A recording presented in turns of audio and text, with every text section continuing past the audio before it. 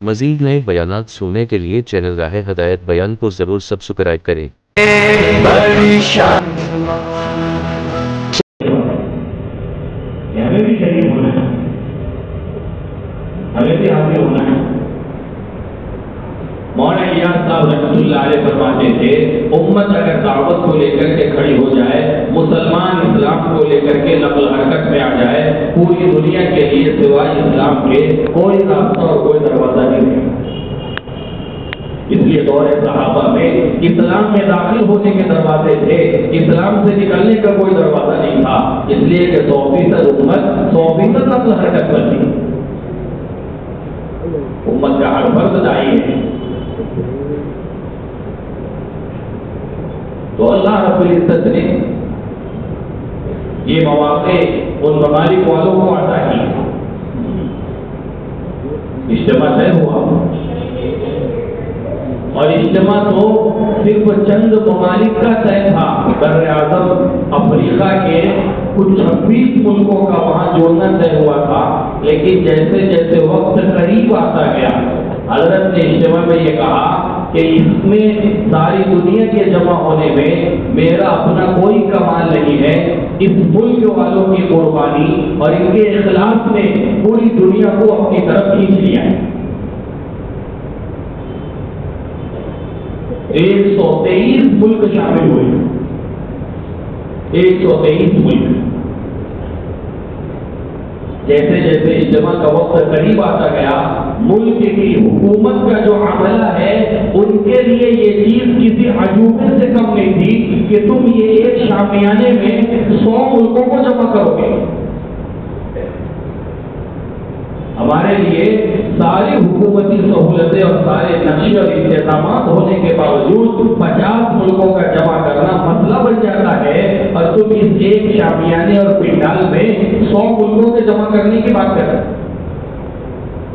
ہمیں بھی دیکھنا ہے تم کیسے کرتے ہو۔ 123 ملک کے لوگ، 3500 بیرون ملک کے مہمان، بعض ایسے ممالک بھی آئے جس کے بارے میں وہاں کے پرانے ساتھی یہ کہنے لگے کہ ساؤتھ افریقہ کی 64 سالہ تبلیغی تاریخ میں ان ملکوں سے پہلی مرتبہ جماعتیں حاضر ہوئی، پہلی مرتبہ۔ مشرق سے لے کر کے مغرب تک، شمال سے لے کر کے جنوب تک، ساری دنیا کو اللہ رب العزت نے اپنی قدرت سے جمع کر دیا۔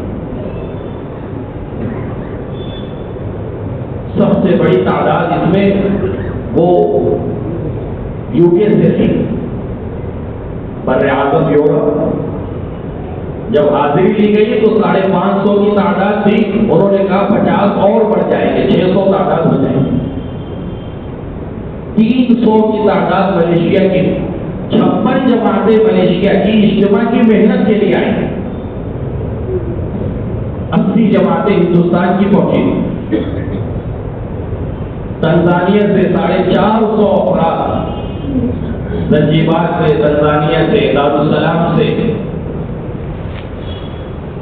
بنگلہ دیش سے 60، حجاز مقدس سے 200 عرب، مدینہ منورہ کی جماعت، مکہ مکرمہ کی جماعت، جدہ سے، ریاض سے، دمام سے،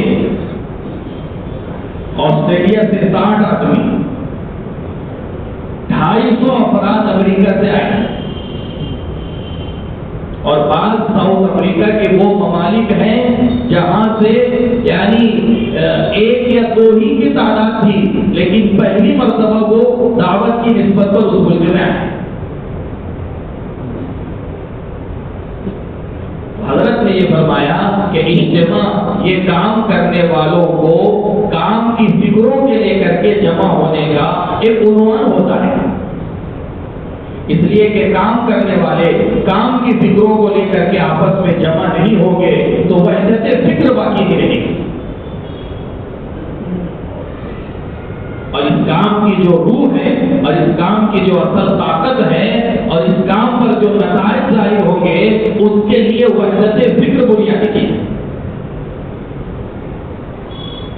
علماء فرماتے ہیں دیگر فرائض کا حال یہ ہے کہ اگر اس میں فریضے کے ادا کرنے والوں کی فکریں منتشر بھی رہے تو فریضے پر کوئی فرق نہیں پڑے گا، فریضہ ادا ہو جائے گا۔ ابھی مغرب کی نماز جماعت کے ساتھ ادا کی گئی تو کوئی ضروری نہیں ہے کہ آگے پہلی صف سے لے کر کے آخری صف تک سارے مقتدیوں کی فکر ایک ہو۔ پتہ نہیں کس کی کیا فکر تھی،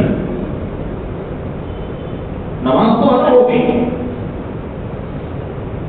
رمضان المبارک کا موقع ہے تو ہر روزہ رکھنے والے کی ایک فکر ہو، ضروری نہیں ہے، روزہ ادا ہو گیا۔ ہر حج کرنے والے کی ایک فکر ہو، ضروری نہیں ہے، حج کا فریضہ ادا ہو گیا۔ فرمایا سارے فرائض اختلاف فکر اور انتشار فکر کے ساتھ ادا کیے جا سکتے ہیں، لیکن یہ ایسا عمل ہے اس میں اگر فکریں منتشر ہو جائیں تو نتیجہ ختم ہو جائے گا۔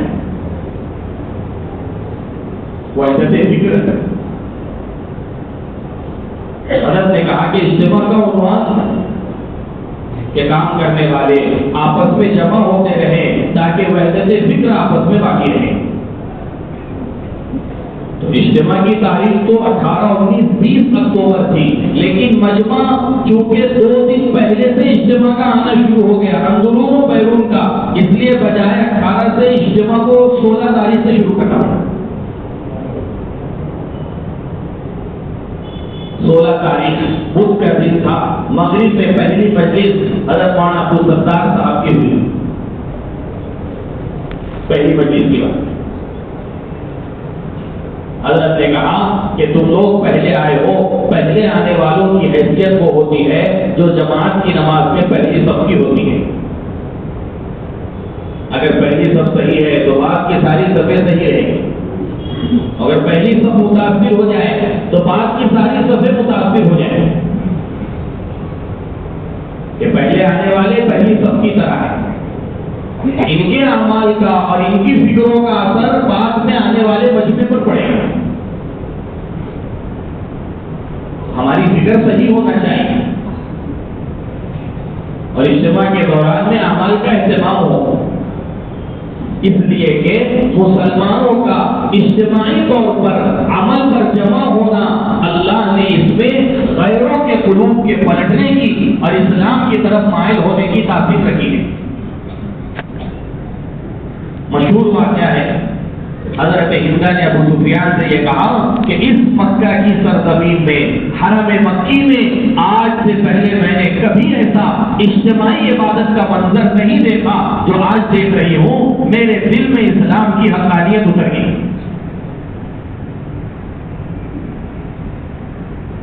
پہلی مجلس کی بات ہوئی، دوسرا دن جمعرات کا دن، تو ممالک کی کارگزاریاں شروع ہوئی۔ مفتی ریاست صاحب کے ذمے حاضری تھی اور مجمع جوڑنا تھا۔ مفتی صاحب نے کہا یہاں آنے والے چاہے ملکوں سے آئے ہوں یا صوبوں سے آئے ہوں، ان کی حیثیت نمائندے کی ہے، اور نمائندے کی 2 ذمہ داری ہوتی ہے۔ ایک ذمہ داری تو یہ ہے کہ خود بھی بات کو دھیان توجہ کے ساتھ سنے، اور دوسری ذمہ داری یہ ہے کہ جو سنا ہے من و عن اپنے عملے کو جا کر کے ویسا ہی نقل کرے۔ اور فرمایا زمام ابن ثعلبہ رضی اللہ تعالی عنہ اپنی قوم کے نمائندہ بن کر کے حضور کی خدمت میں آئے، ساری باتیں سننے کے بعد فرمایا اللہ کے نبی لا ازید ولا انقص، جیسا سنا ہے نہ اس میں کمی کروں گا نہ اس میں اضافہ کروں گا، بعینہ آپ کی بات جا کر کے اپنی قوم تک پہنچاؤں گا۔ آپ نے فرمایا جسے جنتی کو دیکھنا ہو وہ زمام ابن ثعلبہ کو دیکھیے۔ آنے والوں کی حیثیت نمائندے کی، آنے والوں کی ذمہ داری نہ آنے والوں سے زیادہ ہے، اس لیے جتنی باتیں آئیں وہ سب بطور امانت کے ہیں۔ پھر اس کے بعد ملکوں کی حاضری ہوئی، اور ماشاءاللہ بڑی تعداد میں ممالک بڑی قربانیوں کے ساتھ آئے۔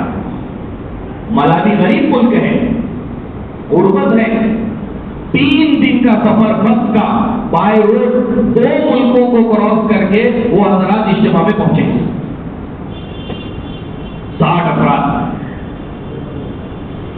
ایسے اور بھی لوگ، ہر ایک کی حیثیت نہیں ہے ہوائی جہاز سے سفر کرنے کی، تو لوگ بائی روڈ سفر کے ذریعے سے بھی، بلکہ تنزانیہ کی جماعت جب اجتماع ختم ہو کر کے واپس جانے لگی تو وہی بائی روڈ حبشہ اجتماع کے لیے جا رہی تھی، راستے میں ساتھی کا انتقال ہوا، راستے میں۔ مولانا یوسف صاحب رحمۃ اللہ علیہ فرماتے تھے کام کرنے والوں کی قبریں جب اللہ کے راستے میں بننے لگے گی، اللہ عالم کی اور ملکوں کی ہدایت کے فیصلے کر دے گا۔ تو بڑی قربانیوں کے ساتھ آئے، موریشس سے تقریباً 150 افراد، موزمبیق سے 450 افراد، ریونین سے 50، بڑی بڑی تعداد میں۔ تو کارگزاری شروع ہوئی، ظہر کی بات، حضرت بھی تھے اور بھی پورا حضرت کے ساتھ آیا ہوا عملہ اور سارے ممالک کی شورا، ذمہ دار احباب، یورپ کی کارگزاری شروع ہوئی۔ سب سے پہلے حضرت نے انگلینڈ والوں کو بلایا اور بڑی اہم باتیں کارگزاری کے دوران حضرت نے کہی جو ہمارے بھی نفع کی ہیں، چونکہ کارگزاری کے پرچے میں شروعات میں جو امور ہیں وہ علماء سے متعلق ہے، تو انگلینڈ والوں نے سنایا کہ ہمارے یہاں یورپ میں 6000 علماء ہیں، جن میں تقریباً 225 کے سال لگے ہوئے ہیں اور 5 کے دوسرے سال لگے ہوئے ہیں۔ تو حضرت نے پوچھا کہ 6000 علماء میں سے 225 محنت میں ہیں، کیوں ایسا؟ کہا ہمیں دنیا کا کوئی ایسا ملک بتاؤ جہاں ڈاکٹروں کی تعداد 6000 ہو اور صرف فیلڈ میں اور کام میں اور محنت میں 250 ہو، کہیں نہیں۔ کہ محلے میں اگر 2 ڈاکٹر ہیں تو دونوں مشغول ہیں، دونوں اپنے کام میں ہیں۔ حضرت نے کہا کہ علماء کے محنت میں نہ لگنے کی بنیادی وجہ یہ ہے کہ عوام میں علماء کی وہ عظمت نہیں رہی اور علماء کی طلب نہیں رہی، اور عوام میں علماء کی طلب اس لیے نہیں ہے کہ عوام میں علم کی طلب نہیں ہے۔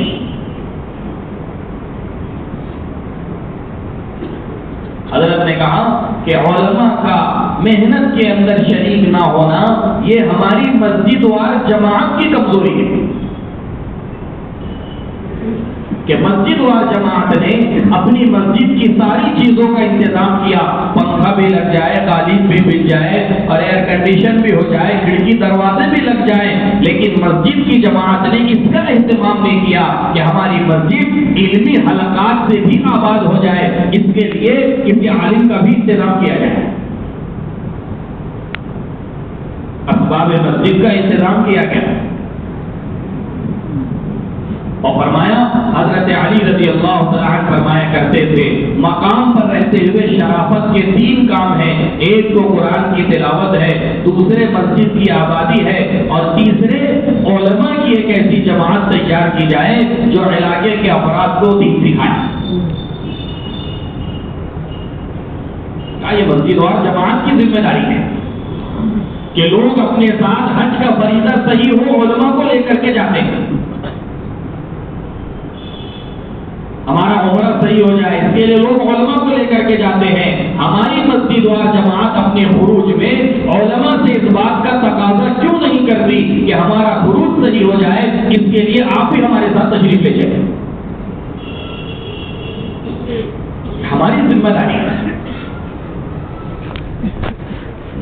ایک تو علماء کے اعتبار سے حضرت نے کر لی، مولوی والوں سے پوچھا کہ آپ کے یہاں علماء کتنے ہیں، تو انہوں نے پورے ملک کے اعتبار سے بہت تھوڑی تعداد کہا ہمارے یہاں علماء نہیں ہے۔ حضرت نے فرمایا یہ کوئی جواب نہیں ہوا کہ ہمارے یہاں علماء نہیں ہے، تمہارے ملک میں ڈاکٹر ہے یا نہیں ہے؟ کہا ہے۔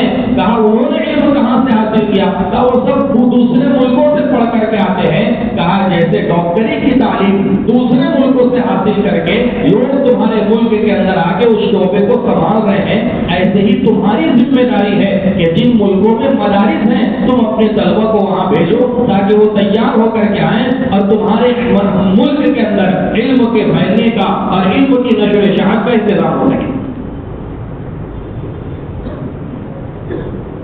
اور پھر ان کو کہا کہ آئندہ تم نظام الدین اس کی کارگزاری بھیجو کہ ہم نے اپنے ملک سے اتنے طلبا فلاں ملک میں ان کے حافظ عالم بننے کے لیے روانہ کیے. اسی طریقے سے یو کے والوں سے حضرت نے یہ بھی پوچھا کہ تمہارے یہاں اجتماعی تعلیم مستورات کی تو کیا نظام ہے؟ دونوں نے کہا کہ ہمارے یہاں مختلف محلے اور مختلف علاقے والے مل کر کے ایک جگہ اجتماعی تعلیم کرتے ہیں. حضرت نے فرمایا اجتماعی تعلیم برکت کا ذریعہ اور سبب بن کر کے رہ گئی ہے. ہم اجتماعی تعلیم کو محلے کے اعتبار سے کروانا نہیں چاہتے, ہم تو اجتماعی تعلیم کو ہر 25 مکان کے اعتبار سے کروانا چاہتے ہیں. اجتماعی تعلیم محلوں کے اعتبار سے نہیں ہے, اجتماعی تعلیم ہر 25 مکان ہر 20 مکان کے اعتبار سے ہے. اور پھر حضرت نے کہا کہ ابھی عمرے کے سفر میں حضرت مفتی تقی صاحب دعوت برکاتہ سے ہماری ملاقات ہوئی. ہم نے حضرت سے کہا حضرت آپ دعا فرما دیں, ہمارا ہدف ہمارا نشانہ یہ ہے دنیا میں کوئی گھر ایمان والوں کا ایسا باقی نہ رہے جہاں مستورات کی جماعتیں داخل نہ ہو جائیں. ہمارا یہ نشانہ ہے کوئی گھر دنیا میں ایسا نہ رہے. کھانا والوں سے معلوم کیا تمہارے یہاں گھر کی تعلیم کتنی ہے, تو کہا 1000 مکان. حضرت سے پوچھا تمہارے یہاں کل مکانات کتنے ہیں, تو کہا ہمارے یہاں کل مکانات 10 لاکھ ہیں. 10 لاکھ مکانات میں 1000 میں تعلیم ہو رہی ہے. حالانکہ ان ملکوں میں یہ دیکھنے میں آیا کہ بچے اپنی ماں کے مذہب پر ہیں, بچوں پر باپ کا اثر نہیں ہے, بچوں پر ان کی ماؤں کا اثر ہے.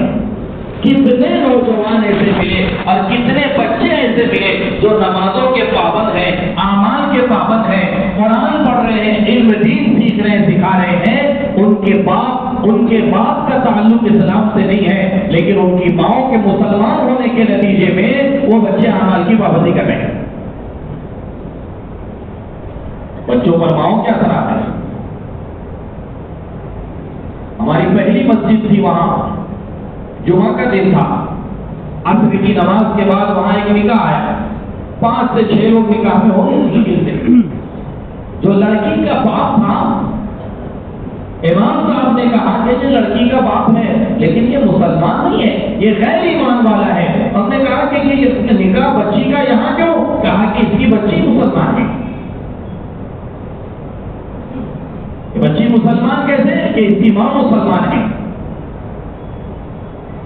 کہ بچوں پر اولادوں پر والدہ کا ماں کا جو ہے وہ عمل اثر انداز ہو رہا ہے. اس لیے کارگزاری کے دوران میں بہت اہتمام کے ساتھ مستورات کے بارے میں 3G والوں نے یہ سنایا کہ ہمارے یہاں 84 مستورات ہے جن کے چلے لگے ہوئے ہیں, لیکن پورے سال میں کوئی ایک جماعت بھی بیرون 2 ماہ کی روانہ نہیں ہوئی. حضرت نے انا للہ پڑھی اور فرمایا یہ تو ایک بہت بڑا حادثہ ہے کہ ہماری وقت لگائی ہوئی بہنوں کے اندر ملکوں میں پھرنے کا تقاضا کیوں نہیں پیدا ہو رہا ہے کہ ہم ملکوں کے حالات اور ملکوں کی کارگزاریاں اور ملکوں کے احوال گھر کی 4 دیواری کے باہر ہی رکھتے ہیں, ان کو گھر کی 4 دیواری میں لاتے ہی نہیں ہیں. حضرت نے کہا قدیمات کے لیے 3 سال بیرون کے خروج کے لیے انتظار کرنا یہ شرط نہیں ہے, تقاضے کی بنیاد پر ان کو وقت سے پہلے بھی خروج کے لیے آمادہ کیا جائے.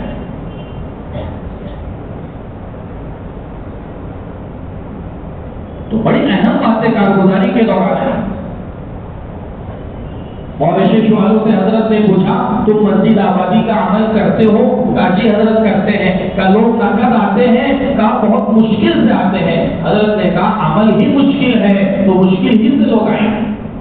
مولانا ریاض صاحب رحمۃ اللہ علیہ فرمایا کرتے تھے یہ کام تو جبر ثقیل ہے, کوئی بھاری چیز کو اٹھانے کی طرح ہے. مڈغاسکر اکثر والوں نے پوچھا کہ حضرت کتنے افراد ہو تو مسجد آبادی کا عمل کیا جائے؟ حضرت نے کہا مسجد کی آبادی افراد کے ہونے کی وجہ سے نہیں ہے، بلکہ افراد جب آئیں گے جب مسجد کی آبادی ہوگی۔ ہم اس انتظار میں ہیں کہ افراد جمع ہو تو مسجد کی آبادی کا عمل کیا جائے۔ حضرت نے کہا جب مسجد کی آبادی کا عمل شروع ہوگا تو اللہ پاک عمل ابھی جمع کر دیں گے۔ پھر فرمایا کہ اگر 3 بھی ہو تو عمل کیا جائے، بلکہ کہا کہ حاجی عبدالوہاب صاحب رحمۃ اللہ علیہ فرمایا کرتے تھے کہ اگر 2 بھی ہیں تو مسجد آبادی کا عمل ہو، ایک شخص دعا ذکر میں رہے اور دوسرا بستی میں ملاقاتیں کرے اور ترغیب دے کر کے لوگوں کو مسجد میں آئے، تو بھی مسجد آبادی کا۔ یورپ والوں سے حضرت نے پوچھا کہ تمہارے یہاں ایسی کتنی مسجدیں ہیں جو 24 گھنٹے آباد ہو چکی؟ کہا حضرت 5 سے 6 مسجدیں ہیں جو ہمارے یہاں 24 گھنٹے کی آبادی کی سطح تک پہنچ چکی ہے۔ حضرت نے فرمایا یورپ جیسے ماحول میں مسجدوں کا 24 گھنٹے آباد ہونا، اس ماحول میں 24 گھنٹے اللہ کی رحمتوں کو متوجہ کرنا، اور فرمایا یہی چاہتے تھے مولانا یوسف صاحب رحمۃ اللہ علیہ، اور اسی عنوان پر حافظ پٹیل کو حضرت نے بھیجا تھا کہ حافظ صاحب دنیا باطل محنت کر کے مکہ اور مدینہ کو یورپ اور لندن اور پیرس بنانا چاہتا ہے، ہم آپ کو یورپ کے ماحول میں اس لیے بھیج رہے ہیں کہ آپ اعمال مسجد کا نظام قائم کر کے یورپ کے ماحول کو مکہ اور مدینہ کا ماحول بنا دیں۔ ماشاءاللہ 2150 مسجدیں ہیں۔ انگلینڈ والوں نے کہا ہمارے یہاں اس میں سے 625 مسجدوں میں الحمدللہ اعمال دعوت کا اہتمام ہو رہا ہے۔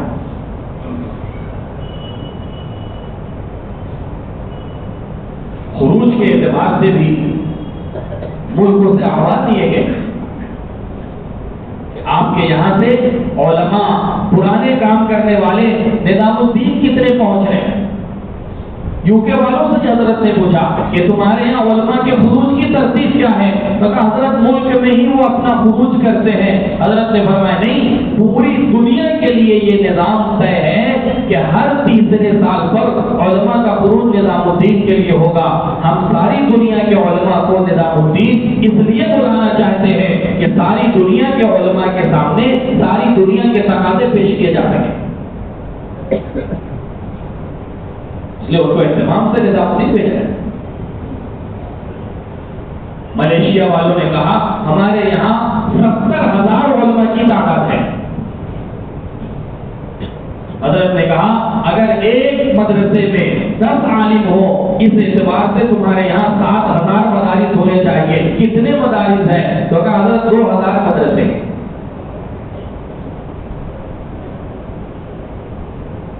ملیشیا والوں سے حضرت نے پوچھا کہ تمہارے یہاں 4 مہینہ جو ساتھی سالانہ لگاتے ہیں ان میں ایسے کتنے ہیں جو اپنی مسجد سے اپنی جماعت خود بناتے ہیں؟ تو کارگزاری سنانے والے نے کہا کہ حضرت ہمارے یہاں 4 ماہ لگانے والے مراکز پر آتے ہیں اور تقاضا پیش کرتے ہیں، وہیں سے ان کا نظام بنتا ہے۔ حضرت نے کہا یہی وجہ کام کے کمزور ہونے کی ہے۔ فرمایا کہ جب تک اپنی مسجد کو تشکیل کا عنوان نہیں بنایا جائے گا، مسجد وار سطح پر 4 ماہ کی جماعت کبھی نہیں بن سکے۔ جتنا آپ تشکیل کو پھیلا دو گے، حلقوں سے جماعت بن رہی ہے، شہر سے جماعت بن رہی ہے، ہمارا محلہ بنجر رہ جائے گا۔ جتنا تشکیل کے دائرے کو محدود کیا جائے گا اور جتنا تشکیل کے دائرے کو چھوٹا کیا جائے گا، اللہ پاک خروج کو اتنا بڑھا دے گا۔ یہ 4 ماہ کی جماعتیں مسجد کی سطح سے بنی۔ اچھا 4 ماہ جو سالانہ لگا رہے ہیں ان کا نظام کیا ہے؟ تو ساتھیوں نے کہا کہ وہ اپنے علاقے کے مشورے کے اعتبار سے لگا لیتے ہیں۔ حضرت نے کہا کہ نہیں، 4 ماہ سالانہ لگانے والوں کے لیے بھی یہ بات ہے کہ وہ ہر تیسرے سال پر نظام الدین آئے اور دوسرا 4 ماہ وہ مختلف صوبوں میں لگائے، ورنہ یہ ہوگا کہ کام بعض علاقوں کے اندر سمٹ کر کے رہ جائے۔ بعض علاقوں میں کام ہے، بعض میں کام ہی نہیں ہے.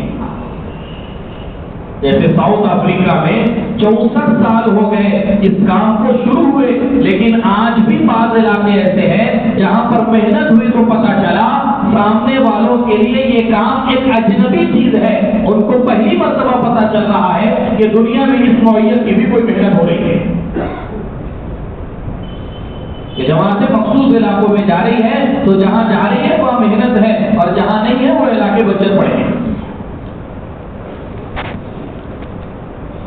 تو ظہر کے بعد سے کارگزاری شروع ہوئی تو عصر کے بعد تک تو صرف یورپ والوں کی کارگزاری ہوئی، پھر اس کے بعد عصر کے بعد ملیشیا والوں کی، فجی والوں کی، موریشیس والوں کی، اور پھر جو ہے وہ زامبیا والوں کی، ملاوی والوں کی، ان سارے ملکوں کی کارگزاری عشاء تک چلی ہے.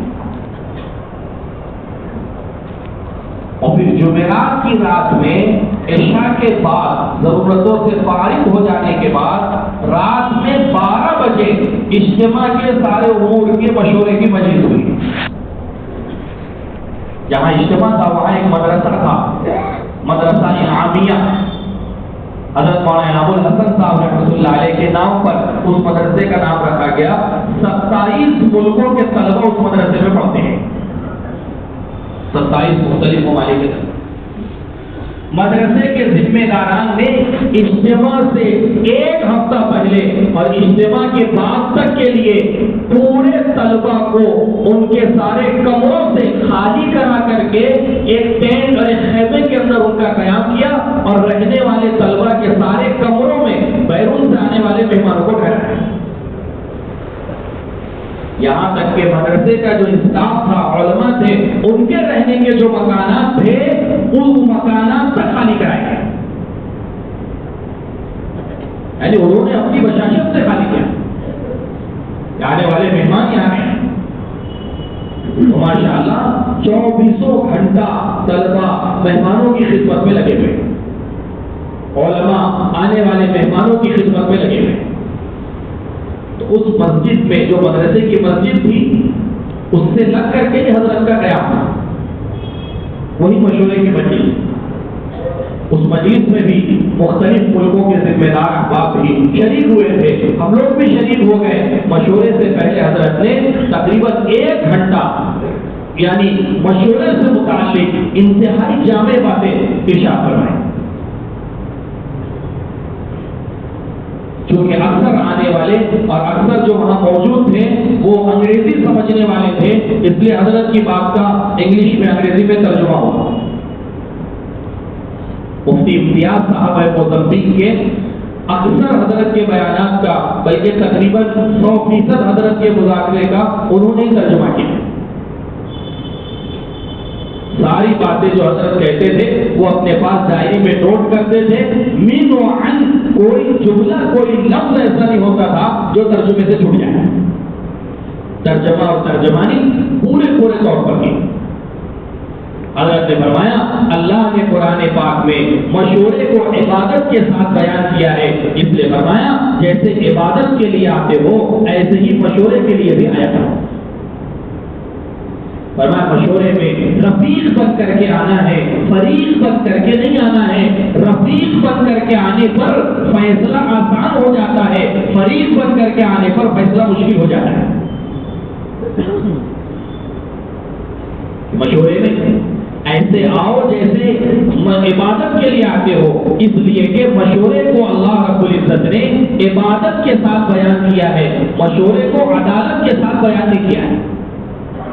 الذين استجابوا لربهم واقاموا الصلاه وامرهم شورى بينهم. مشورے کو عبادت کے ساتھ بیان کیا. تو جیسے عبادت کے لیے آیا جاتا ہے ایسے ہی مشورے کے لیے آیا جاتا ہے. کہ جیسے اپنے دنیاوی معاملات میں کام سے پہلے لوگ استخارے کا اہتمام کرتے ہیں، ایسے ہی اللہ کے اس کام میں بھی رائے سے پہلے استخارے کا اہتمام ہو اور رائے کے بعد استغفار کا اہتمام ہو. رائے سے پہلے استخارہ ہے اور رائے کے بعد استغفار ہے. استغفار کی برکت سے اللہ پاک رائے کے عجب سے بچا لیں گے اور استغفار کی برکت سے رائے کی کمی، رائے کے اندر کی کمی سے اللہ پاک اس کی بھی تلافی کر دیں گے.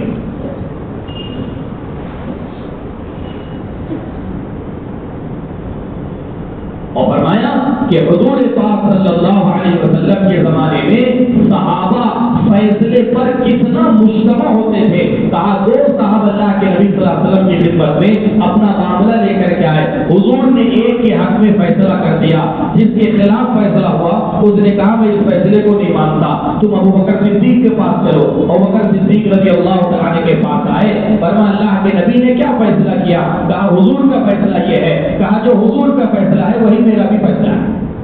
اس نے کہا نہیں, حضرت عمر کے پاس چلو. حضرت عمر رضی اللہ تعالی کے پاس گئے. حضرت عمر نے سامنے والے سے پوچھا کہ جو یہ کہہ رہا ہے کیا یہ سچ ہے؟ اللہ کے نبی صلی اللہ علیہ وسلم نے یہی فیصلہ کیا ہے؟ کہا ہاں حضور نے یہی فیصلہ کیا ہے, لیکن یہ ماننے کے لیے تیار نہیں ہے. حضرت عمر نے کہا پھر تھوڑی دیر رکو, میں اندر سے آتا ہوں. گھر میں گئے, تلوار لی, آ کر کے گردن مار دی. فرمایا جو نبی کے فیصلے کو قبول نہ کرے اس کی سزا یہی ہے. علماء نے لکھا ہے اسی پر قرآن کی آیت فلا وربک لا یؤمنون حتی یحکموک فیما شجر بینہم ثم لا یجدوا فی انفسہم حرجا مما قضیت ویسلموا تسلیما. آپ کے رب کی قسم نبی جی, وہ شخص مومن ہو ہی نہیں سکتا جو آپ کے فیصلے پر مطمئن نہیں ہے. حضرت نے فرمایا فیصلے پر مجتمع نہ ہونے سے امور بکھر جاتے ہیں اور امور ضائع ہو جاتے ہیں.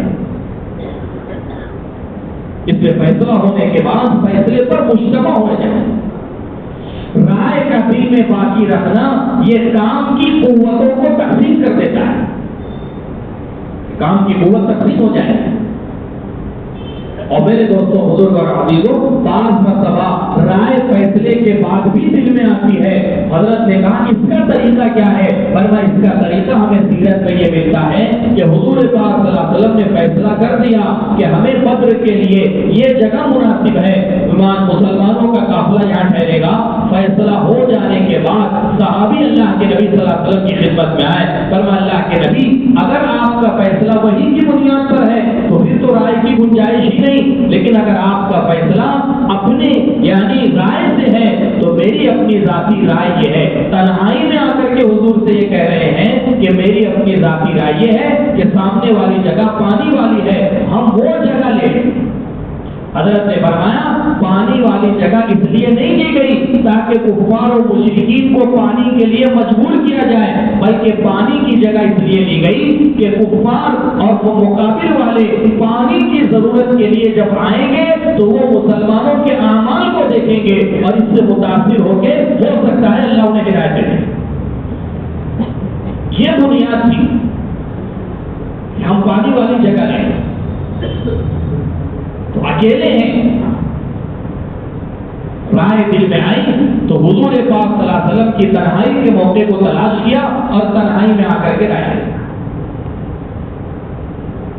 تو مشورے کے متعلق حضرت کی تقریباً 1 گھنٹہ گفتگو, پھر اس کے بعد امور شروع ہوئے, مجلسیں جو ہے وہ طے ہونا شروع ہوئی. حضرت نے درمیان میں آخر دن تھا مشورے کی, یعنی یہ کہ اجتماع کی دعا والا جو دن ہے اتوار کا دن, تو ہدایات اور روانگی سے پہلے فجر میں کس کی بات ہو.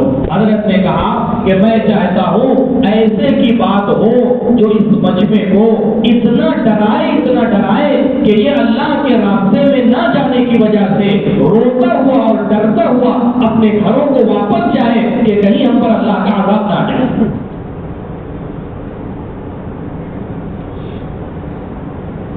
مستورات کی مجلس, جمعہ کی پہلی مجلس اجتماع کا پہلا دن اور جمعہ کی سب سے پہلی مجلس فجر کے بعد کی, وہ مستورات کی مفتی یعقوب صاحب دعوت برکاتہ کی انتہائی اہم مجلس. مستورات کے عنوان ساری دنیا کے قرآنوں کا کام کرنے والوں کا عملہ تقریباً 10 زبانوں میں تو اجتماع کا ہمیں ترجمہ ہوتا تھا.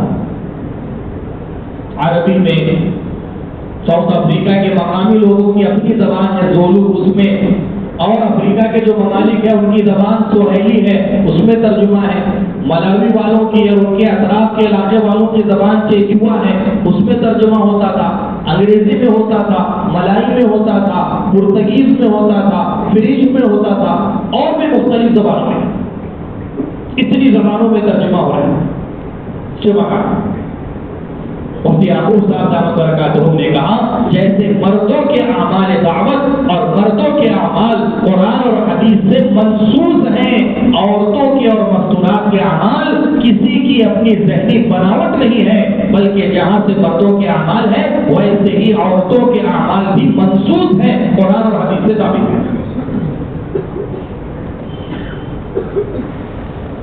مفتی صاحب کہنے لگے کہ لوگ کہتے ہیں کہ مستورات کی اتنی آواز اس سے پہلے تو کبھی نہیں لگائی گئی جتنی قوت اور شدت سے ابھی لگائی جا رہی ہے۔ مفتی صاحب نے کہا جتنا جو کچھ مولانا یوسف صاحب نے مستورات سے متعلق حیات الصحابہ میں جمع کیا ہے یہ تاریخ کو بتانے کے لیے جمع نہیں کیا، بلکہ حضرت نے کام کے اصولوں کو حیات الصحابہ میں جمع کیا ہے۔ فرمایا حضرت نے جتنا حیات الصحابہ میں جمع کیا ہے ابھی مستورات کی لائن سے امت میں 10% باتیں بھی زندہ نہیں ہو پائی۔ آپ حیات الصحابہ کا عنوان دیکھو تو ملے گا جہاں مردوں کی ہجرت کا تذکرہ ہے، مستورات کی ہجرت کا تذکرہ ہے، جہاں مردوں کی قربانیوں کا تذکرہ ہے، مستورات کی قربانیوں کا تذکرہ ہے، جہاں مردوں کے خروج کا تذکرہ ہے وہاں مستورات کے خروج کا تذکرہ ہے، جہاں مردوں کی بیعت کا تذکرہ ہے وہیں مستورات کی بیعت کا تذکرہ ہے، جہاں دین کی محنت کی نسبت پر مردوں کے فخر و فاقے کو بیان کیا گیا ہے وہیں حضرت نے مستورات کی قربانی اور فخر و فاقے کو بھی بیان کیا۔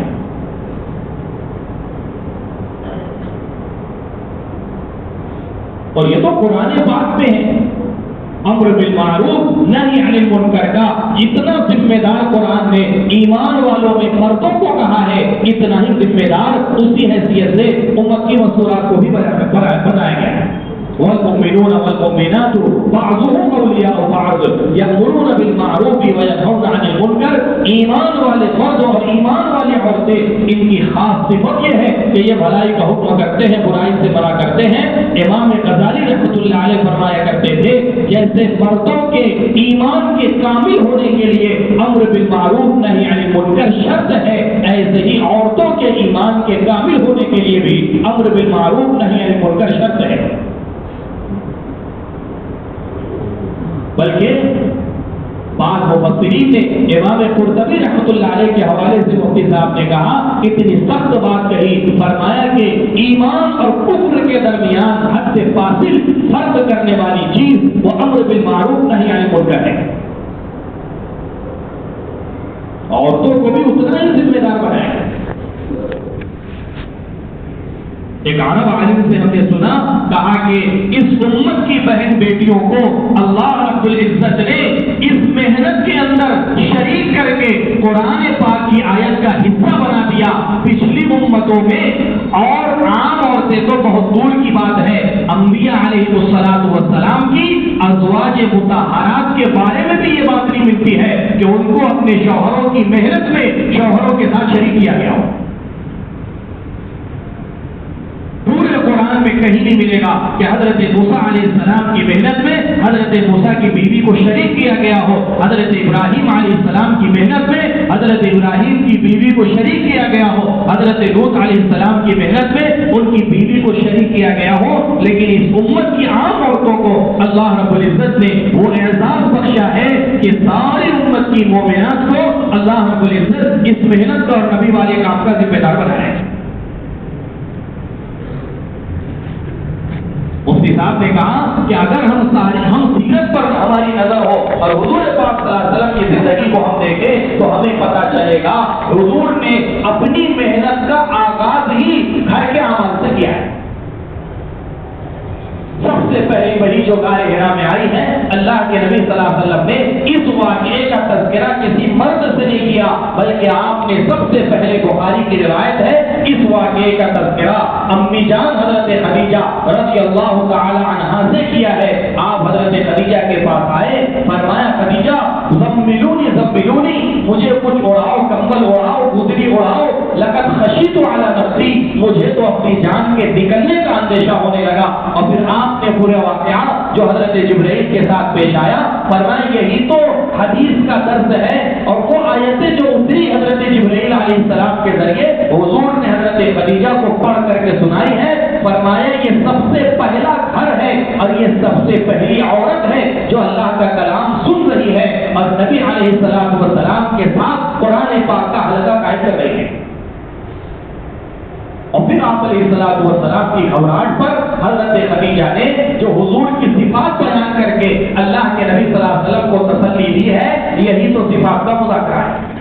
کلا واللہ لا یخزیک اللہ ابدا، خدا کی قسم اللہ کے نبی کبھی نہیں، اللہ آپ کو کبھی رسوا نہیں کریں گے، اللہ آپ کو کبھی ضائع نہیں کریں گے، اللہ آپ کو ہلاک و برباد نہیں کریں گے.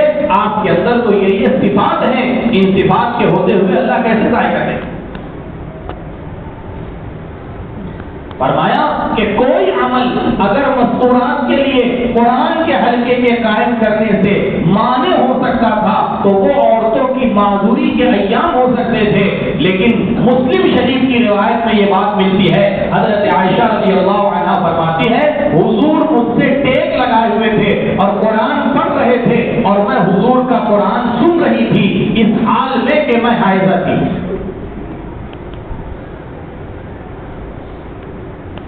عذر کی وجہ سے قرآن کا سننا منع نہیں ہے، ہاں قرآن کا پڑھنا منع ہے. مفتی صاحب نے کہا کبھی ایسا موقع آ جائے کہ ایک بیوی اور ایک شوہر دو ہی افراد ہے اور بیوی ان حالتوں میں ہے تو شوہر اگر قرآن پڑھ کے اپنی بیوی کو قرآن سنا رہا ہے، یہ عین سنت پر عمل کر رہا ہے. ان حالتوں میں بھی اس عمل کو نہیں چھوڑا گیا. مستورات کے اعتبار سے اعمال کا اہتمام اور مستورات کو اپنے ساتھ اللہ کے راستے میں لے کر کے نکلنے کا اور خروج کا اہتمام. مستورات کی مجلس اور پھر اس دن حضرت کی جو مجلس تھی مغرب کے بعد اس میں بھی الحمدللہ صفات کی بات ہے. پہلے دن دونوں دن مغرب میں حضرت کا ہی مذاکرہ ہوا. پہلے دن ایمانیات پر اور سنتوں کے اہتمام پر حضرت نے فرمایا سارے فرائض کی جو بنیاد ہے ایمان، اس بنیادی فریضے کو سیکھنے کا امت میں وہ اہتمام نہیں ہے جو اہتمام دیگر فرائض کے سیکھنے کا ہے. کسی نہ کسی درجے میں لوگ نماز کو سیکھ رہے ہیں، کسی نہ کسی درجے میں لوگ حج کو سیکھ رہے ہیں، کسی نہ کسی درجے میں روزہ زکات کو سیکھا جا رہا ہے، لیکن ان سارے فرائض کی جو بنیاد ہے ایمان، اس فریضے کو سیکھنے میں امت سے سب سے زیادہ کوتاہی ہو رہی ہے. اور فرمایا ایمان میں بھی اللہ کے یہاں ایمان بالغیب کا مطالبہ ہے. ایمان بالغیب کا مطالبہ احسب الناس ان يتركوا ان يقولوا آمنا وهم لا يفتنون.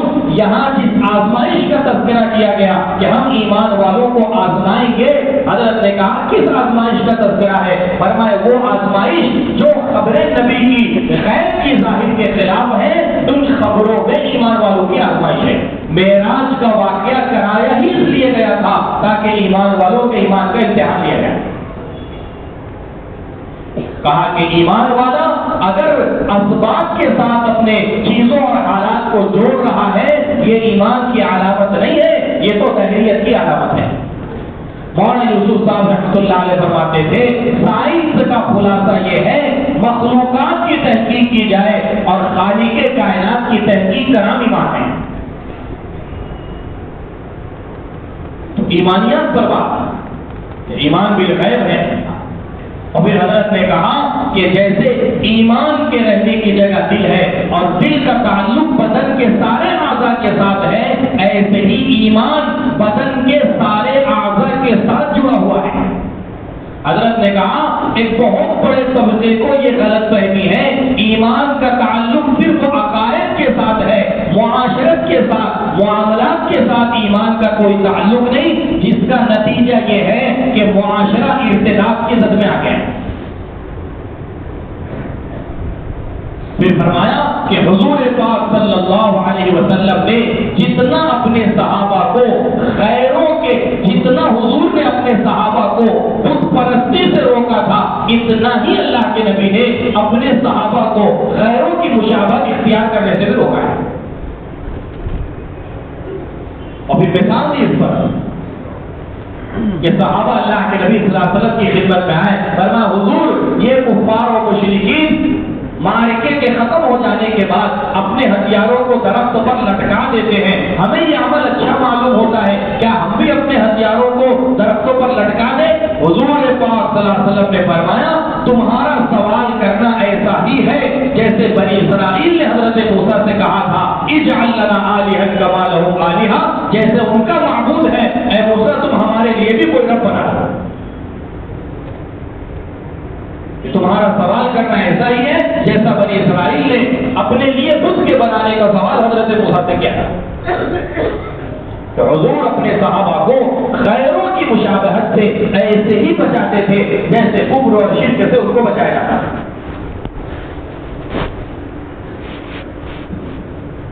فرمایا صحابہ آئے اللہ کے نبی صلی اللہ علیہ وسلم کی خدمت میں، پوچھا اللہ کے نبی ہم عاشورہ کا روزہ رکھیں؟ آپ نے فرمایا ضرور رکھو، لیکن اس سے ایک دن پہلے یا اس کے ایک دن بعد ایک روزہ اور شامل کر لو تاکہ یہود کی مخالفت ہو جائے۔ حضرت نے کہا روزہ تو ایسا عمل ہے جو باطن سے تعلق رکھتا ہے، جو ظاہر میں نظر نہیں آتا، جب وہ فریضہ جو چھپا ہوا ہے اس میں مشابہت سے منع کیا جا رہا ہے، تو جو طور طریقہ طرز زندگی ظاہر میں نظر آتا ہے اس میں مشابہت کی اجازت کیسے دی جا سکتی؟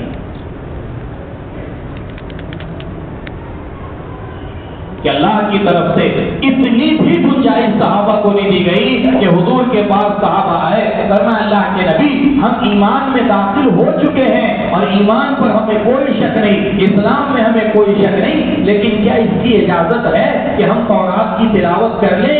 اللہ کے نبی صلی اللہ علیہ وسلم پر آیت اتری، نبی جی ان سے کہیے یا ایھا الذین آمنوا ادخلوا فی السلم کافہ، اے ایمان والو جب تم ایمان میں داخل ہو چکے ہو تو پورے اسلام میں داخل ہو جاؤ۔ کہ اللہ کے نبی صلی اللہ علیہ وسلم نے صحابہ کو غیروں کے طریقوں کی مشابہت سے حضرت نے فرمایا اگر ایمان کا تعلق معاشرے سے نہیں ہوگا تو پھر معاشرہ ارتداد کا شکار ہو جائے گا، پھر سنتوں پر عمل کرنے میں مواقع تلاش کیے جائیں گے۔ حضرت نے کہا احیاء سنت موقع محل دیکھ کر کے سنت پر عمل کرنا نہیں، بلکہ احیاء سنت ہر موقع پر عمل کا کرنا اور سنت کو زندہ کرنا ہے۔ اور حضرت کا جملہ تھا فرمایا شیطان بہت بھاگ ہے، وہ اس راستے سے آتا ہے، کہہ رہے اس جگہ سنت پر عمل کرو گے تو لوگ مذاق اڑائیں گے تو سنت کا مذاق ہوگا۔ فرمایا اللہ اپنے نبی سے کہہ رہے ہیں انا کفیناک المستہزئین، نبی جی آپ فکر نہ کرے مذاق اڑانے والوں کے لیے ہم کافی ہے۔ اللہ کا یہ جملہ صرف حضور کے لیے نہیں تھا بلکہ سنتوں کے بارے میں قیامت تک کے لیے، مذاق اڑانے والوں کے لیے وہ کافی ہے۔ سنتوں کا اہتمام اور پھر فرمایا حضرت نے کہ ایک دھوکہ باطل نے امت کو یہ بھی دیا ہے کہ ارے ظاہر کو کیا دیکھتے ہو، اصل تو باطن ہے، اصل تو اندر کی چیز ہے، ایمان کا تعلق تو باطن کے ساتھ ہے۔ حضرت نے فرمایا ایمان کا مبدا قلب ہے، ایمان کی انتہا سنتیں ہیں، شروعات دل سے ہے۔ اور پھر حضرت نے کہا کہ میں نے بہت غور کیا امت کو یہ دھوکہ کہاں سے لگا کہ ظاہر کو مت دیکھو اصل تو باطن ہے۔ فرمائیں کہ وہ واقعات سیرت میں حضرت مقداد رضی اللہ عنہ کا ہاتھ ایک غیر ایمان والے نے کاٹ دیا، حضرت مقداد نے جیسے ہی اس پر تلوار اٹھائی وہ کلمہ پڑھنے لگا، حضرت مقداد نے اس کا سر قلم کر دیا۔ حضور کی خدمت میں معاملہ آیا، آپ نے کہا مقداد تم نے؟ فرمایا اللہ کے نبی وہ تو موت کی اور تلوار کے ڈر کی وجہ سے کلمہ پڑھ رہا تھا۔ آپ نے فرمایا کیا تم نے اس کے دل کو چیر کر کے دیکھ لیا تھا؟ فرمایا اس حدیث کو بنیاد بناتے ہیں لوگ اس معاملے میں کہ ظاہر کو نہیں بلکہ باطن کو دیکھا جاتا ہے، حالانکہ وہ تو غیر ایمان والے کے بارے میں، سنتوں کے بارے میں کہ دنیا کی ساری اقوام اپنے طریقوں کی پابند ہیں اور دنیا کے سارے اقوام اپنے مذہب کی اور اپنے جو ہے وہ طریقہ کار کی پابند ہیں، صرف ایمان والا ہے جس کا اپنا کوئی طریقہ نہیں ہے۔ حضرت نے فرمایا اور کہا میں قسم کھا کر کے کہتا ہوں اگر امت سنتوں پر باقی نہیں رہے گی تو یہ دین پر بھی باقی نہیں رہے گی، اگر سنتوں پر نہیں ہے تو دین پر بھی نہیں۔ کیا وجہ ہے؟ ساری اقوام اپنے مذاہب کے عمل پر اور اپنے اعمال پر پابند ہے، اس پر قائم ہے۔ ایمان والا وہ سنتوں سے ہٹ کر کے حضرت نے فرمایا اس کی بنیادی وجہ یہ ہے دعوت کے فریضے کے چھوٹنے کی وجہ سے دین کا استحکام اور دین کی مضبوطی یہ دین والوں سے نکل چکی ہے. فرمایا دین کی مضبوطی دعوت کے ساتھ ایسی جڑی ہوئی ہے کہ اگر امت دعوت کے فریضے سے غافل ہو جائے اس کی اپنی دین کی پختگی ختم ہو جائے. صحابہ کو جو اللہ رب العزت نے دین پر استقامت عطا کی تھی اس کی بنیادی وجہ صحابہ کا دعوت کے اوپر اور دعوت پر جمنا تھا. ہر ماحول میں دعوت پر جمنا تھا جس کا نتیجہ یہ تھا دنیا کی طاقتیں ان سے مرعوب ہوتی تھی یہ کسی سے مرعوب نہیں ہوتے تھے. یہ کسی سے مرعوب نہیں. تو پہلے دن کا مذاکرہ مغرب کا ایمانیات پر سنتوں کی اہمیت پر. دوسرے دن علماء کی مجلس مدرسے کی مسجد میں شروع میں مفتی یعقوب صاحب کی بات ہوئی پھر حضرت تشریف لائے. تقریباً 1.5 سے پونے 2 گھنٹہ حضرت کی گفتگو ہوئی. حضرت جیسے ہی آ کر کے بیٹھے حضرت پر رفقت طاری ہو گئی اور حضرت نے سلام کیا اور فرمایا میں صرف آپ حضرات کی زیارت کے لیے آیا ہوں اور اس حدیث پر عمل کرنے کے لیے آیا ہوں جس میں حضور نے کہا کہ تمہیں جن سے محبت ہو تم بتا دو کہ تم ان سے محبت کرتے ہو. میں یہ بتانے کے لیے آیا ہوں کہ مجھے تم سے محبت ہے. تقریباً 800 سے 1000 کا مجمع مختلف ممالک کے علماء کا تھا. پوری مسجد بھری ہوئی تھی. اور پھر حضرت نے کہا کچھ طالب علمانہ گزارش آپ حضرات کے سامنے درخواستیں لے کر کے حاضر ہوا ہوں. فرمایا سب سے پہلی درخواست تو یہ ہے جو دور صحابہ میں اور دور نبوت میں امت کا علماء سے اختلاط اور امت کا علماء کی یعنی علماء کی صحبتوں میں بیٹھنے کے ذریعے سے جو علم کا منتقل ہونا تھا فرمایا نشر و اشاعت کے ان آلات نے اس اختلاط کو ذبح کر کے رکھ دیا. اور فرمایا جب تک یہ مصنون طریقہ امت میں زندہ نہیں ہوگا امت کا ایک بہت بڑا طبقہ جہالت سے علم کی روشنی کی طرف کبھی نہیں آ سکے. تو یہ درخواست کی کہ یہ نظام مسجدوں میں قائم کیا جائے کہ اہل علم حضرات مسجدوں کے اندر علمی حلقات قائم کرے. حضرت نے فرمایا اور قسم کھا کر کے کہا ہماری اس محنت کا مقصد صرف چند باتوں کا سیکھنا نہیں ہے بلکہ حضرت نے کہا ہماری اس محنت کا بنیادی مقصد عوام کو اپنے علماء سے جوڑنا ہے. حضرت نے کہا رواجی طریقوں کی وجہ سے اس محنت کے مقاصد اتنے عمیق ہیں کہ رواجی طریقوں کی کثرت کی وجہ سے ان عمیق مقاصد تک نگاہیں نہیں جا پاتی جس کی وجہ سے اشکالات پیدا ہوتے ہیں. حضرت نے کہا جب تک انصار و مہاجرین کے جیسی آپس میں محبتیں قائم نہیں ہو جاتی اس وقت تک اتہامات تہمتیں تو ہو سکتی ہے افادہ اور استفادہ نہیں ہو سکتا. اور پھر حضرت نے یہ فرمایا کہ امت کے حالات تو یہ ہیں کہ امت ارتداد میں ہے اور اللہ معاف فرمائے ہمارا حال یہ ہے کہ ہم ایک دوسرے کی تردید میں ہیں. ہم تردید میں ہیں امت ارتداد میں ہے.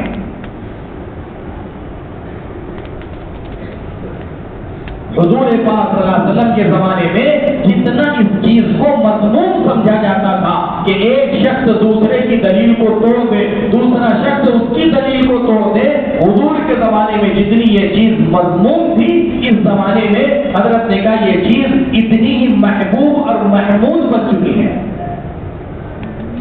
اور اس کو بحث کا نام دیا جاتا. حضرت نے کہا بحث کی حیثیت اس سے زیادہ نہیں ہے. بحث کہتے ہیں عمل کی شکل کو صحیح سمجھنا اور عمل کی شکل کو صحیح کرنا اس کے لیے جو تحقیق ہوتی ہے اس کا نام بحث ہے. اس سے آگے جو ہے وہ تردید ہے بحث نہیں ہے. اب دلیل کیا ہے؟ دلیل یہ ہے کہ جب حابیل نے قابیل کو قتل کیا اور اس کو سمجھ میں نہیں آ رہا تھا کہ اب مقتول کے ساتھ میں کیا معاملہ کروں اس وقت اللہ نے جو ہے کوے کو بھیجا فبعث اللہ غراما یبحث فی الارض لیریہ کیف یواری سوءۃ اخیہ. ورنہ بحث کا لفظ اللہ نے یہاں استعمال کیا ہے جس کوے نے یہ بتایا کہ اس مردے کے ساتھ اب کیا معاملہ کیا جائے. بحث تو اس کو کہتے ہیں کہ عمل کی شکل کو صحیح کہے. حضرت عبداللہ ابن مسعود رضی اللہ تعالیٰ عنہ اور حضرت ابی بن کعب دونوں اکابر صحابہ میں سے ہیں، آپس میں بحث ہو گئی، ایک کپڑے میں نماز بہتر ہے یا دو کپڑے میں؟ حضرت عمر کو پتا چلا، فرمایا کہ اب اگر آئندہ مجھے پتا چلا کہ تم اس معاملے میں بحث کر رہے ہو تو تمہیں جو چاہوں گا سزا دوں گا، تمہارا آپس میں بحث کرنا یہ نیچے کے لوگوں کو اور یہ عام لوگوں کو تمہارا بحث میں پڑھنا یہ متاثر کر دے گا۔ علماء سے یہ درخواست کی گئی اور حضرت نے فرمایا ہم اہل علم سے وقت چاہتے ہیں، اہل علم سے ہم یہ نہیں چاہتے کہ وہ کچھ وقت فارغ کر کے اللہ کے راستے میں نہیں، بلکہ اہل علم سے ہم خروج اس لیے کروانا چاہتے ہیں تاکہ یہ بذات خود امت کے جہل کا، امت کے ارتداد کا، امت کی بے دینی کا مشاہدہ کرے۔ اور فرمایا کہ حضرت موسیٰ علیہ السلام کو اللہ نے کوہ طور پر خبر دے دی تھی کہ بنی اسرائیل کی ایک بہت بڑی تعداد ارتداد کا شکار ہو گئی، لیکن وہ کیفیت حضرت موسیٰ کی نہیں بنی جو غصے کی کیفیت واپس آ کر کے قوم کے مشاہدے کرنے کے وقت بنی ہے۔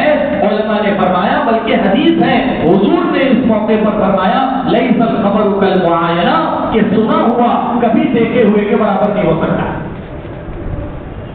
مشاہدے سے جو کیفیت بنے گی وہ کیفیت سننے سے نہیں بنے گی، اور جب تک اہل علم حضرات کا خروج نہیں ہوگا، آپ علیہ السلام کے سامنے نجد والوں نے جھوٹا تقاضا پیش کیا تھا کہ ہمارے یہاں دین سکھانے کے لیے آپ حفاظ کو، قراء کو اور علماء کی جماعت کو بھیجے۔ حضرت نے کہا اس جھوٹے تقاضے پر اللہ کے نبی صلی اللہ علیہ وسلم نے 70 قراء صحابہ کو بھیجا ہے، اور سیرت میں اتنی بڑی تعداد کہیں اور نہیں ملتی کہ 70 کے 70 شہید ہو گئے ہیں۔ کسی قتال کے لیے نہیں گئے تھے، کسی لڑائی کے لیے، کسی مقابلے کے لیے نہیں گئے تھے، یہ صرف اور صرف علم کی نشر و اشاعت کے لیے نہیں گئے۔ حضرت علی رضی اللہ تعالیٰ عنہ کو اللہ کے نبی صلی اللہ علیہ وسلم نے یمن سے تقاضا آیا، حضرت علی سے کہا کہ علی تم جاؤ۔ حضرت علی کہنے لگے اللہ کے نبی یمن کے لوگ ایسے ہیں، اگر کوئی مسئلہ پیش آ جائے میں ان کے درمیان کیسے فیصلہ کروں گا؟ حضور پاک صلی اللہ علیہ وسلم نے ان کے سینے پر ہاتھ مارا اور دعا دی۔ حضرت علی فرماتے تھے اس دعا کا اثر یہ رہا ہے موت تک کبھی دو لوگوں کے درمیان فیصلہ کرنے میں پسو پیش نہیں ہوا۔ ملکوں میں صحابہ کو روانہ کیا، پھر حضرت نے آخر میں کہا کہ ہم تم سب کو اپنے یہاں ہندوستان آنے کی، سارے علماء کو ہندوستان آنے کی دعوت دیتے ہیں تاکہ آپ ہمارے یہاں کے عوام کی دینی سطح کا خود آ کر کے مشاہدہ کریں۔ تشکیلیں ہوئی ماشاءاللہ، کیپ ٹاؤن کی پوری ایک مکمل جماعت دوسرے سال کی، ساؤتھ افریقہ کی پہلی جماعت دوسرے سال کی، الحمدللہ اس نے کھڑے ہو کر کے اپنا نام لکھا ہے۔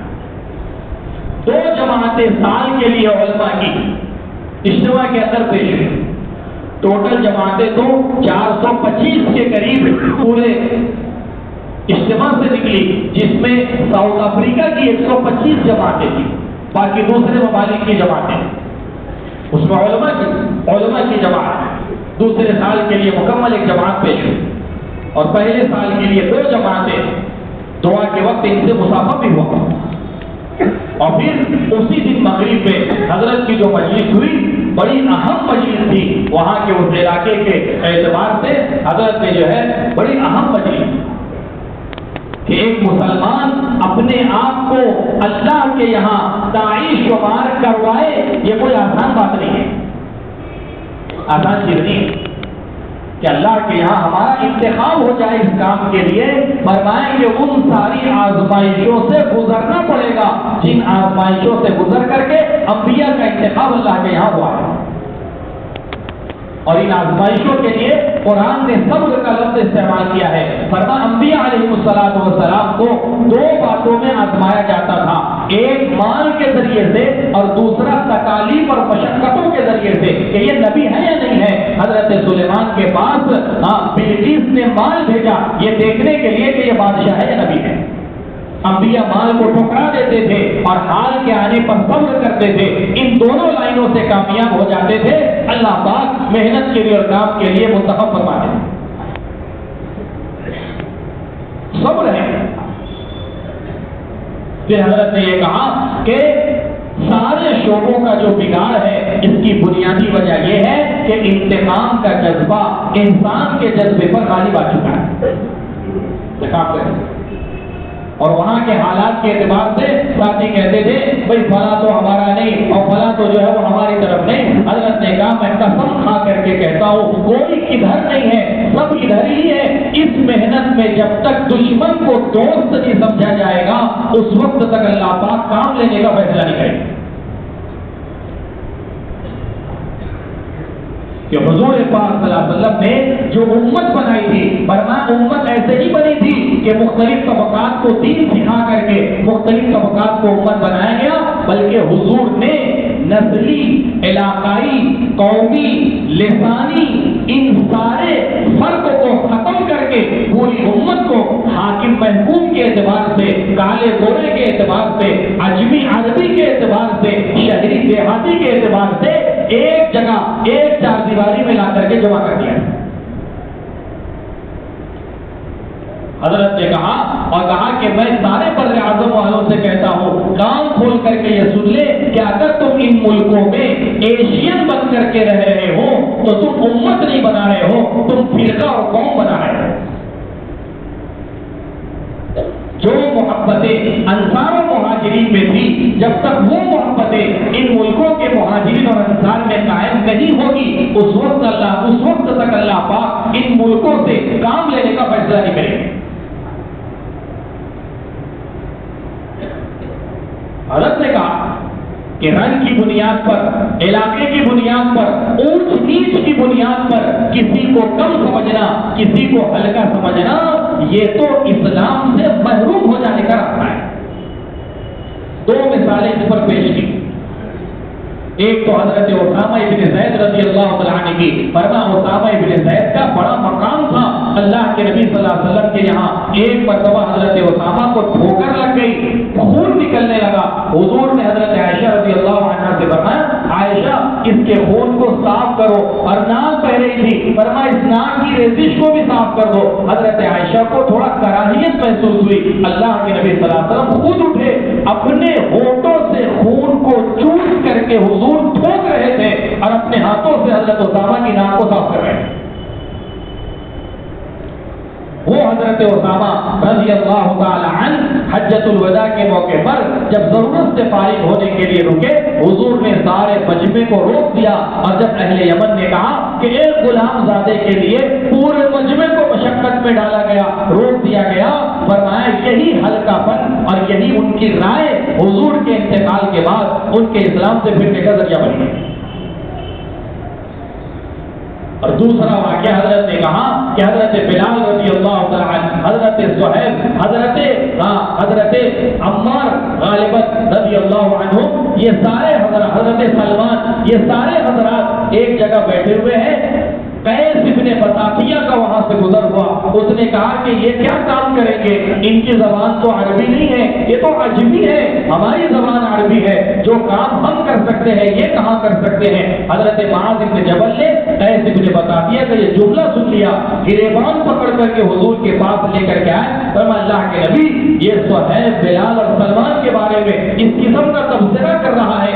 اللہ کے نبی صلی اللہ علیہ وسلم اتنا ناراض ہوئے, آپ منبر پر گئے اور فرمایا عربی زبان نہ تمہاری ماں ہے اور نہ تمہارا باپ ہے. عربیت کی وجہ سے کسی کو کسی پر فوقیت, فضیلت اور برتری حاصل نہیں ہے. اور آپ نے فرمایا معاذ اس قیس ابن بطافیہ کو جہنم میں دھکیل دو. علماء فرماتے ہیں بعد میں یہ شخص مرتد ہو گیا اور ارتداد کی حالت میں دنیا سے گیا. انبیاء علیہ السلام کا امتحان آزمائش اور تکالیف کے ذریعے سے, صبر کے ذریعے سے.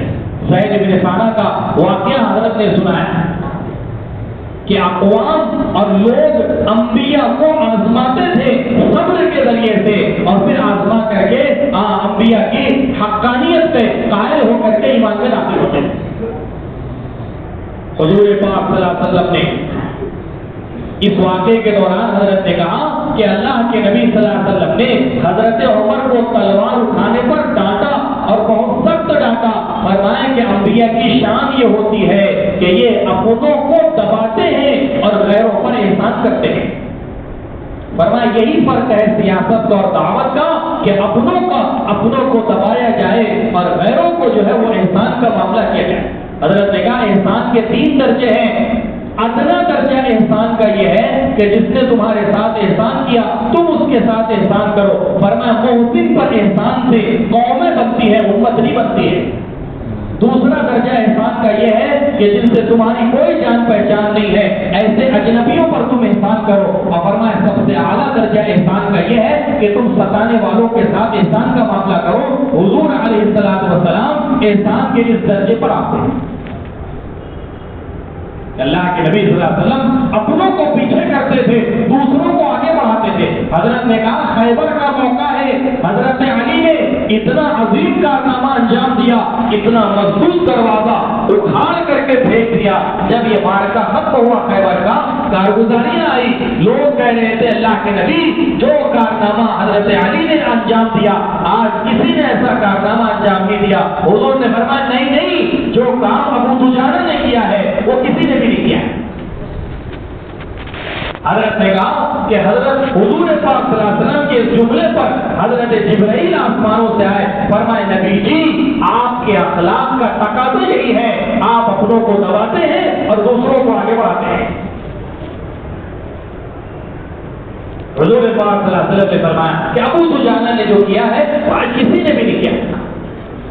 تو حضرت نے سارے ملک والوں سے درخواست کی کہ یہ چیزیں کہ یہ ایشین کی جماعت ہے اور یہ کالوں کی جماعت ہے اور یہ فلاں جماعت ہے، پر میں نہیں، اس سے امت تقسیم ہو کر کے رہ جائے. اور پھر آخری دن کی ہدایت کی روانگی کی مجلس بھی حضرت کے ذمہ تھی، اس میں بھی بڑی جامع باتیں حضرت نے فرمایا. ہماری جماعتیں ایسی فکر کے ساتھ اور ایسے جو ہے وہ فکروں کے ساتھ علاقوں میں نقل حرکت کرے. مولانا الیاس صاحب رحمۃ اللہ علیہ فرماتے تھے کشتوں میں ایسے نکلا کرو جیسے آگ میں جلنے والے کو بچایا جاتا ہے، ایسی فکر اور ایسے اہتمام کے ساتھ کشتوں میں جا کر کہ ہماری جماعتیں پیدل چلے. حضرت نے کہا پیدل چلنا غربت کی وجہ سے نہیں ہے بلکہ پیدل چلنا اس وجہ سے ہے کہ یہ عمل سب سے زیادہ اللہ کے غصے کو ٹھنڈا کرنے والا ہے. پیدل خروج اللہ کے راستے میں. حضرت نے کہا بات یہ نہیں ہے کہ چند باتیں اللہ کے راستے میں نکل کر کے سیکھ لی جائے. فرمایا مقصود یہ نہیں ہے بلکہ منشا یہ ہے کہ مستقل گناہوں کے ماحول کو چھوڑ کر کے نیکیوں کے ماحول میں آنا یہ بھی ذات مقصود ہے. پھر واقعہ سنایا کہ سفر میں اللہ کے نبی صلی اللہ علیہ وسلم نے حضرت بلال سے کہا کہ بلال ہم آرام کر رہے ہیں، فجر کے وقت میں ہمیں اٹھا دینا. اللہ کا کرنا حضرت بلال پر حضرت بلال رضی اللہ عنہ بھی سوئے رہ گئے. فجر کی نماز قضا ہو گئی. اللہ کے نبی صلی اللہ علیہ وسلم اٹھے. فرمایا بلال کیا بات ہے؟ کیا اللہ کے نبی جس اللہ نے آپ کو سلا دیا اس نے مجھ پر بھی نیند طاری کر دی. علماء نے لکھا ہے حضور نے فجر کی نماز وہاں ادا نہیں کی بلکہ وہاں سے آگے بڑھے اور دوسری جگہ جا کر کے فجر کی نماز ادا کی. امام شافعی رحمۃ اللہ علیہ فرماتے ہیں اس جگہ کو اس لیے چھوڑا گیا تھا کہ اس جگہ شیطان کے افراد تھے. حضرت نے فرمایا جن محلوں میں آبادیوں کی اکثریت بے نمازیوں کی ہے وہاں شیطان کے کتنے اثرات ہیں. جب تک اس ظلمت کے ماحول کو چھوڑا نہیں جائے گا اس وقت تک نیکی کی حلاوت اور نیکی کی اہمیت پیدا نہیں ہو سکتی ہے. اس لیے ان ماحول کو چھوڑوایا جاتا ہے. اس لیے میرے دوستوں بزرگ اور عزیزوں ملکوں کے تقاضے ہیں. ملاوی والوں نے حضرت سے کارگزاری کے دوران یہ کہا ہمارے ملک میں کم سے کم 56 جماعتیں مردوں کی 16 جماعتیں مستورات کی مطلوب ہے. اتنا ہمارا اپنا تقاضا ہے. مراکش والوں نے کہا ہمیں 30 جماعت مستورات کی 20 جماعت مردوں کی. ممالک کے تقاضے 50 کے اعتبار سے جماعتوں کے ہیں. اتنے تقاضے ہیں ملکوں کے نظام الدین کی جماعتوں کے. میرے دوستوں بزرگ اور عزیزوں یہ عملہ ہم کو اور آپ کو ہی ان تقاضوں کو پورا کرنا ہے. ہمارے اپنے تقاضوں کے پورا نہ کرنے کی وجہ سے ممالک کے ممالک علاقے کے علاقے ارتداد کا شکار ہے. لوگ کہہ رہے ہیں تم 8 سال کے بعد آئے ہو، تم 3 سال کے بعد آئے ہو، اب تمہیں خبر لگی کہ ہم یہاں رہتے ہیں. ہم تو برسوں سے اس مسجد کے اطراف پہ رہ رہے ہیں، اب تک وقت تم کہاں تھے؟ ایک شخص کے پاس جانا ہوا، 27 سال پہلے اختلاط کا شکار ہوا، کہنے لگا 27 سال میں تمہیں کبھی موقع نہیں ملا ہمارے حال چال لینے کا، 27 سال کے بعد اب آ رہے ہو۔ میرے دوستوں بزرگوں، مولانا یوسف صاحب فرماتے تھے ہم خروج موسم کے اعتبار سے کرتے ہیں اور اختلاط کا کوئی موسم نہیں ہوتا ہے۔ مسلمان جب اسلام کو لے کر کے بیٹھ جائیں گے اور مسلمان جب اسلام کو لے کر کے نقل حرکت چھوڑ دیں گے، پھر اسلام سے نکلنے کے دروازے تو کھل جائیں گے، اسلام میں داخل ہونے کا دروازہ نہیں کھلے گا۔ میرے دوستوں بزرگ اور عزیزوں، ایسے علاقوں کے حالات اور ایسے علاقوں کی کارگزاریاں، کئی ایسے محلے ہیں، کئی ایسے علاقے ہیں جن گھروں تک ابھی میرے دوستوں صحابہ کو تھوڑی دیر حضور کی مجلس سے غیر حاضر ہو رہے ہیں تو اپنے اوپر نفاق کا اندیشہ ہو رہا ہے کہ حنظلہ تیری کیفیت بدل گئی۔ آپ اندازہ لگاؤ جن کے کانوں میں سالہ سال سے اللہ کے ہونے کی بات نہیں پڑی ہے، ان کے اپنے ایمان یقین کا کیا ٹھکانا ہے، کیا سطح ہے انہیں؟ لوگوں نے کہا ملاقاتوں میں 8 سال کے بعد تم آ رہے ہو، 6 سال کے بعد تم آ رہے ہو، 3 سال کے بعد تم آ رہے ہو، ہم سال بھر کے بعد مسجد میں آ رہے ہیں، ہم جو ہے مہینوں کے بعد مسجد میں آ رہے ہیں، 3 مہینے کے بعد مسجد میں آ رہے ہیں۔ میرے دوستوں بزرگ اور عزیزوں، یہ تو مہینے بھر کی اور 2-4 محلوں کی کارگزاریاں ہیں۔ ایسے اگر دیکھا جائے علاقے کے علاقے ہیں، ملک کے ملک ہیں۔ اس لیے میرے دوستوں بزرگ اور عزیزوں، یہ ہماری اپنی ذمہ داری ہے۔ حضرت نے 2 حدیثیں بیان کی وہاں اجتماع میں، فرمایا کہ پوری امت کی ذمہ داری ہے۔ اللہ کے نبی صلی اللہ علیہ وسلم نے کشتی سے مثال دی، جسم سے مثال دی۔ انگوٹھا بیمار ہو تو یہ نہیں کہتے انگوٹھا بیمار ہے، بھائی پورا آدمی بیمار ہے، پورا شخص بیمار ہے۔ کسی علاقے کا اختلاف، کسی علاقے کی بے دینی اس علاقے کا مسئلہ نہیں ہے، بلکہ یہ تو پوری امت کا مسئلہ ہے۔ کشتی کے نیچے کے منزلے میں اگر لوگ سہولت کے لیے سوراخ کر رہے ہیں، یہ سہولت نہیں ہے، یہ ہلاکت ہے۔ نقل و حرکت کے بغیر جتنے ذرائع یہ نیکیوں پر لانے کے سہولت کے راستے ہیں، یہ سہولت نہیں ہے۔ تم کشتی کے اندر 1000 پمفلیٹ بھی چھپ کر لگا دو کہ اس میں سوراخ مت کرو، تب بھی وہ سوراخ ہو جائے گا۔ اور تم کشتی کے اندر لاکھ اعلان کرو کہ اس میں سوراخ مت کرو ورنہ ہم ڈوب جائیں گے، ان سے نہیں بچنے والے۔ بلکہ حدیث میں آتا ہے جب تک اوپر والے ان احمقوں کا ہاتھ نہیں پکڑیں گے اور ان کو اس حرکت سے نہیں روکیں گے، نہ خود بچیں گے نہ نیچے والے بچیں گے۔ اس لیے میرے دوستوں بزرگوں، خود اپنی ذات سے عمل کا کرنا یہ مجاہدہ ہے، انسان کا عمل مطلوب ہے۔ اس لیے میرے دوستوں بزرگوں، خروج کے اعتبار سے، ملکوں کے اعتبار سے، بیرون کے اعتبار سے، ساری دنیا کے اعتبار سے تقاضے ہیں۔ قربانی دینے والے بڑی بڑی قربانیوں کے ساتھ، بڑی بڑی مشغولیتوں کے ساتھ، بڑی بڑی مصروفیتوں کے ساتھ اللہ کے راستے میں نکل رہے ہیں۔ ایک عرب سے مکہ مکرمہ کی جماعت تھی، اس میں ایک عرب سے ملاقات ہوئی، کہنے لگے، میں نے پوچھا کہ آپ کا خروج چلے کا ہے یا 4؟ کہنے لگے 4 مہینے کا۔ ایک چلہ ہمارا ہندوستان میں ہو گیا ہے، ایک چلہ یہاں ساؤتھ افریقہ اور ایک چلہ ہمارا موزمبیق سے ہے مشورے سے۔ میں نے پوچھا کہ یہ آپ کا کون سا 4 مہینہ ہے؟ کہنے لگے اللہ کا فضل ہے 10 سال سے پابندی کے ساتھ 4واں سال کا لگ رہا ہے۔ میرے دوستوں فارغ نہیں ہے۔ میں نے ان سے پوچھا تمہارا کام کیا، تمہاری مشغولی کیا ہے؟ کہنے لگے میں جدہ ایئرپورٹ پر امیگریشن آفیسر ہوں۔ فارغ آدمی نہیں ہے، فرصت والوں کا کام اور میرے دوستوں بزرگوں فارغ لوگوں کا کام نہیں، انتہائی مشغول ہیں، انتہائی مصروفیتوں میں ہیں اور انتہائی بڑی بڑی ذمہ داریوں پر ہونے کے باوجود نقل حرکت میں ہے، محنت میں ہے، مجاہدے میں ہے۔ حالانکہ کہنے لگے مجھے 30 سال سے آدھے سر کے درد کا یعنی شکایت ہے 30 سال سے، اور جب یہ درد شروع ہوتا ہے تو بعض جگہ ان کی پوری جماعت آئی، وہ نظر نہیں آئے۔ میں نے ساتھیوں سے پوچھا کہ فلاں صاحب آئے نہیں؟ کہنے لگے اتنا شدید درد ہے کہ وہ اٹھنے کے اور چلنے پھرنے کے بھی قابل نہیں ہے، اس حال میں بھی اللہ کے راستے میں پھر رہے ہیں۔ میرے دوستوں بزرگ اور عزیزوں، مولانا یوسف صاحب فرماتے تھے حال کو دیکھ کر کے اللہ کے راستے میں نکلنے والے یہ حال کے امر کو بھی ضائع کر دیں گے۔ کوئی حال صحابہ نے باقی نہیں رکھا ہے، کوئی عذر صحابہ نے باقی نہیں رکھا۔ کیا ان کے بیمار نہیں چلے اللہ کے راستے میں؟ ان کے بوڑھے نہیں چلے، ان کی مستورات نہیں چلی، ان کے بچے نہیں چلے، ان کے نوجوان، ان کے نابینا، ان کے ہاتھ اور پیر سے معذور کوئی ایسا نہیں ہے۔ بزنس مین بھی ہے، تاجر بھی ہے، آدھی رات محنت کر کے چل चंद मुट्ठी खजूरों का लाने वाला भी है, और ऐसे हजरत उस्मान गनी जैसे भी हैं जो आज 1/3 लश्कर के खाने पीने का और सवारी का इंतजाम कर रहे हैं। हर किस्म के लोग हैं, हर कैटेगरी के लोग हैं, लेकिन कुर्बानी में कोई पीछे नहीं है, खुशी खुशी वापस नहीं, बल्कि आंसू बहाते हुए गमगीन, अगर किसी वजह से नहीं जा पाते थे, इंतहाई सदमों के साथ, हारे दिल से, बोझ के साथ वापस हो रहे हैं कि क्या करें, गुंजाइश नहीं है निकलने की। मेरे दोस्तों, बुजुर्ग और अजीजों, इसलिए हमारी अपनी जिम्मेदारी है, इसको अपना तकाजा समझे, इसको अपनी जिम्मेदारी समझे।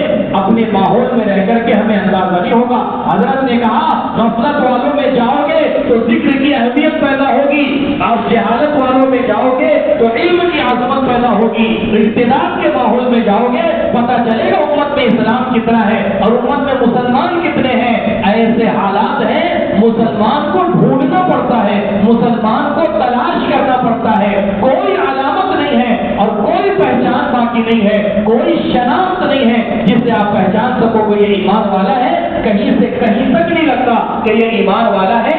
गैर रहबरी करते हैं कि अरे तुम फला मकान से आगे बढ़ गए, ये मकान तो ईमान वाले का है। साथी मुलाकातों में जा रहे हैं, हमारे रहबर को वो मौजूद की औरतें आवाज दे करके कह रही है उनकी जबान में कि मेरा भाई है, घर पर है, हम तो इस्लाम में नहीं है और हम मुसलमान नहीं है, लेकिन तुम उनसे जा करके मुलाकात करवाओ। वो अपने आप को मुसलमान कहता है, लेकिन इस्लाम हो गया उससे उसका कोई ताल्लुक नहीं है।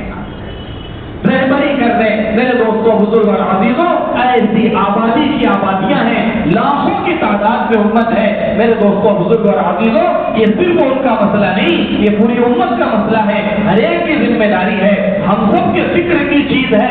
हजरत ने फरमाया, खुरूज सहाबा के यहाँ इकामत दीन के लिए होता था। हजरत सिद्दीक अकबर ने मानीन ज़कात से किताल के लिए जमात रवाना नहीं की थी, बल्कि उम्मत को ज़कात के फरीज़े पर लाने के लिए जमात रवाना की गई थी। सहाबा के नजदीक अगर दीन के सीखने के लिए खुरूज होगा तो वो दीन को 100% जानने वाले थे, जानने के बावजूद भी खुरूज में है। इसकी वजह यह है कि वहाँ खुरूज सिर्फ तालीम दीन के लिए नहीं, बल्कि इकामत दीन के लिए, दीन को कायम करने के लिए है।